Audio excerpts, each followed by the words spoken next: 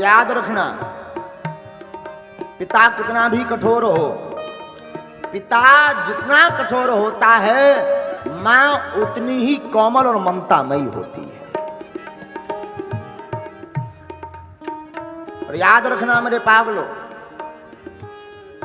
तो दुनिया में सबका दिल दुखाना, पर मां बाप का कभी दिल मत दुखाना। बेटा हो या बेटी, कितने भी गड़बड़ हो, कितनी भी गालियां बकलें, उल्टा सीधा बोल लें,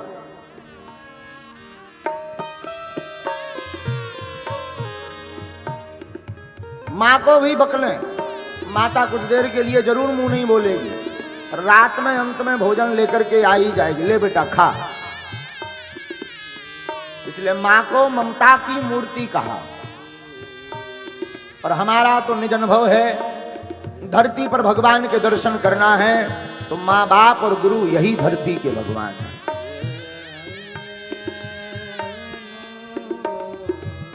मां से बड़ा ममतावान कोई नहीं होता। कितने ही किलोमीटर दूरी पर बेटा या बेटी रहती हो, पर मां के हमेशा दिल के करीब रहते हैं। बेटा कितना भी निकम्मा हो, चोर हो, खुरापाती हो, भाई मन काट देगा, पिता त्याग देगा, पर मां मरते दम तक अपने बेटे को अपने से अलग नहीं करना चाहिए।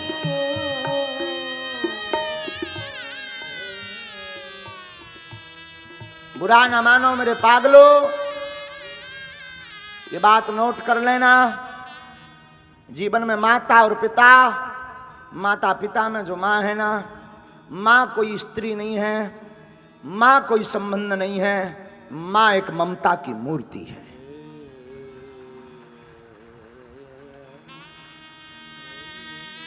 पूरे जीवन भर बोझ ढोती मां, बचपन काल से ही मां का संघर्ष प्रारंभ हो जाता।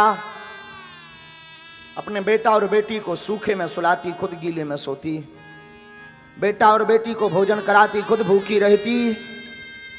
बेटा और बेटी कहीं पर भी चले जाएं, सबसे ज्यादा मन्नत अगर कोई मांगती है, सबसे ज्यादा अर्जी अगर कोई लगाती है, ईश्वर से अपने पुत्र या पुत्री की मंगल की कामना अगर सबसे ज्यादा कोई जीवन में करता है तो वो मां करती है। मां बाप से बड़ा इस दुनिया में कुछ भी नहीं है। और उसमें भी मां एक ऐसा शब्द है जिस शब्द की कोई व्याख्या नहीं है। मां जिसका कोई उदाहरण और इसकी कोई दूसरी तुलना नहीं है।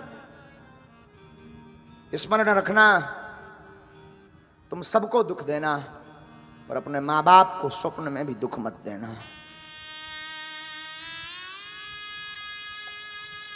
मां, सती की मां से आप चरित्र से ध्यान रखना। सती की मां जानती है कि मेरे पति बहुत खतरनाक हैं। सती की मां को पता है, इन्होंने आज्ञा दी कि शिव संबंधी कोई भी आए उनसे कोई नाता नहीं रखना है। पर सती की मां ने अपने प्राणों की बाजू लगा दी कि मैं भले ही मैं मर जाऊं, मेरी गर्दन काट दें, पर मेरी बेटी से कोई नहीं बोल रहा, मैं तो गले मिलकर के ही रहूंगी। यही तो मां की ममता होती है, यही तो मां की मूर्ति होती है। मां ममतावान होती है, मां करुणावान होती है। मां एक ऐसा शब्द है जिस शब्द में अथाह प्रेम भरा है, लबालब।